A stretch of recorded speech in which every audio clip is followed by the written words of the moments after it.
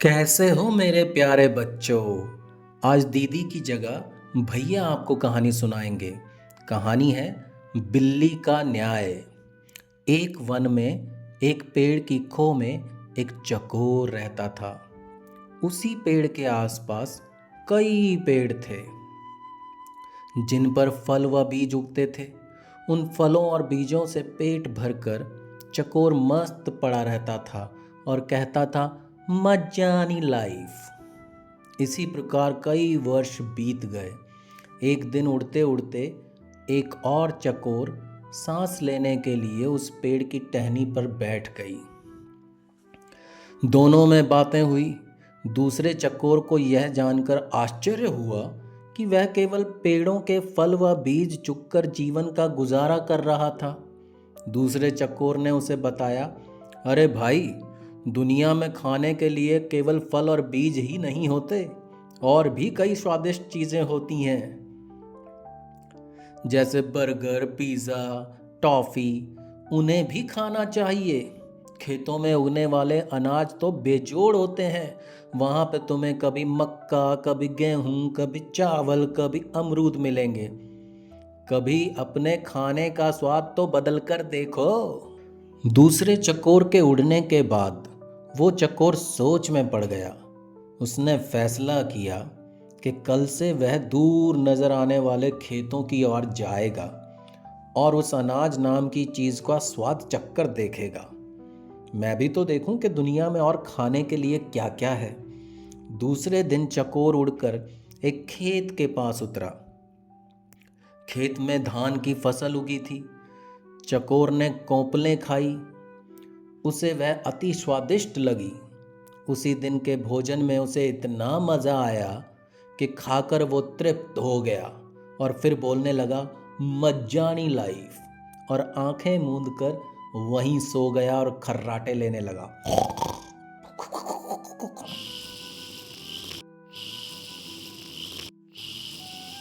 इसके बाद भी वह वहीं पड़ा रहा।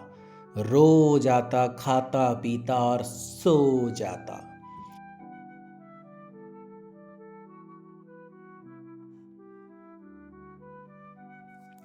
6-7 दिन के बाद उसे सुध आई कि भाई घर भी लौटना चाहिए। इस बीच एक खरगोश घर की तलाश में घूम रहा था। उस इलाके में जमीन के नीचे पानी भरने के कारण उसका बिल नष्ट हो गया था। वह उसी चकोर वाले पेड़ के पास आया और उसे खाली पाकर उसने उस पर अधिकार जमा लिया और वहां रहने लग गया।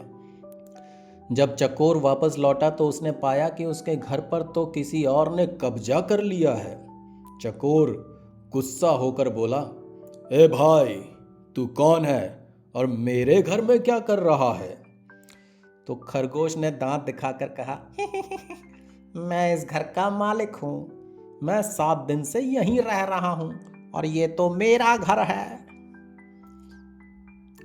चकोर गुस्से में फट पड़ा, 7 दिन? अरे भैये, मैं इस खो में कई वर्षों से रह रहा हूं। किसी भी आसपास के पंछी से जाकर पूछ लो। खरगोश बड़ा चालू था।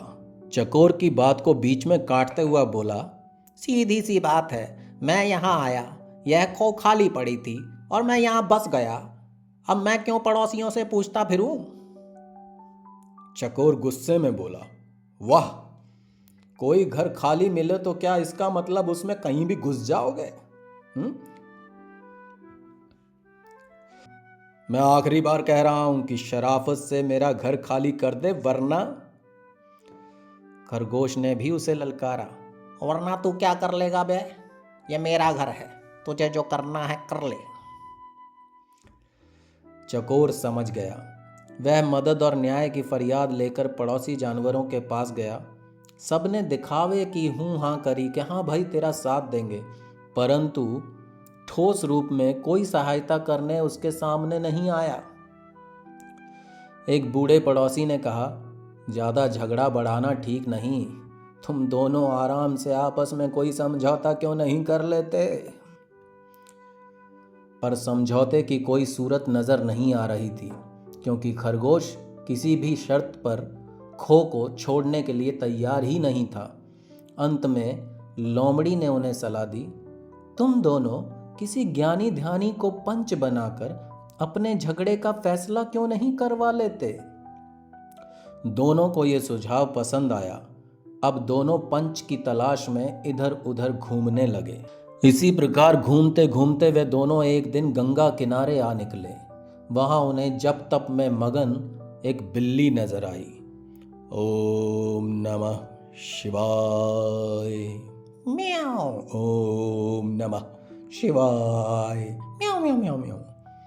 बिल्ली के माथे पे तिलक था, गले में जनेऊ और हाथ में माला लिए मृगछाल पर बैठी बिल्ली पूरी तपस्वनी लग रही थी। उसे देखकर चकोर व खरगोश खुशी से उछल पड़े और उन्हें भला इससे अच्छा ज्ञानी ध्यानी कहाँ मिलेगा। खरगोश ने कहा, चकोर जी, क्यों ना हम इससे अपने झगड़े का फैसला करवाएं। चकोर पर भी बिल्ली का अच्छा प्रभाव पड़ा था, पर वह जरा घबराया हुआ था। चकोर बोला, मुझे कोई आपत्ति नहीं, पर हमें जरा सावधान रहना चाहिए। खरगोश पर तो बिल्ली का जादू चल ही गया था। उसने कहा, अरे नहीं नहीं, देखते नहीं हो ये बिल्ली कितनी सांसारिक मोह माया त्याग कर तपस्वनी बन गई है। मगर सच्चाई तो ये थी कि वो बिल्ली उन जैसे मूर्ख जीवों को फंसाने के लिए भक्ति का नाटक करती थी। फिर चकोर और खरगोश पर प्रभाव डालने के लिए वह जोर जोर से मंत्र पढ़ने लगी। ओम नमः शिवाय, ओम नमः शिवाय। खरगोश और चकोर ने उसके निकट आकर हाथ जोड़कर जयकारा लगाया। जय माता दी, माता रानी को प्रणाम। जय माता दी, जय माता दी, माता रानी को प्रणाम। शेरा वाली माँ की जय हो।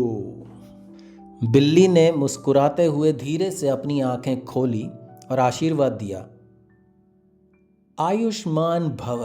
तुम दोनों के चेहरे पर चिंता की लकीरें हैं। क्या कष्ट है तुमको बच्चों?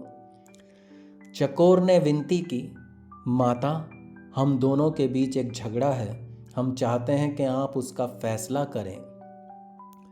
बिल्ली ने पलकें झपकाई। हरे राम, तुम्हें झगड़ा नहीं करना चाहिए, प्रेम और शांति से रहो। उसने उपदेश दिया और बोली, खैर बताओ, तुम्हारा झगड़ा क्या है? चकोर ने मामला बताया। खरगोश ने अपनी बात कहने के लिए मुंह खोला ही था कि बिल्ली ने पंजा उठाकर उससे रोका और बोली, बच्चों, मैं काफ़ी बूढ़ी हूँ, ठीक से सुनाई भी नहीं देता, आंखें भी कमज़ोर हैं, इसलिए तुम दोनों मेरे निकट आकर मेरे कान में ज़ोर से अपनी अपनी बात कहो, ताकि मैं झगड़े का कारण जान सकूं और तुम दोनों को न्याय दे सकूं। जय सिया राम, राम राम। और चकोर और खरगोश दोनों भक्त बनकर बिल्ली के बिल्कुल निकट आ गए ताकि उसके कानों में अपनी अपनी बात कह सकें। बिल्ली को इसी अवसर की तलाश थी। उसने म्याऊं की आवाज़ लगाई और एक ही झपट्टे में खरगोश और चकोर का काम तमाम कर दिया।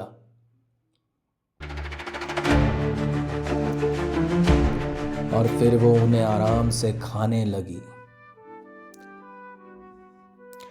इस कहानी से क्या सीखे बच्चों? इस कहानी का सार यही है कि दो लोगों के झगड़े में तीसरे का ही फायदा होता है, इसलिए हमेशा झगड़ों से दूर रहो।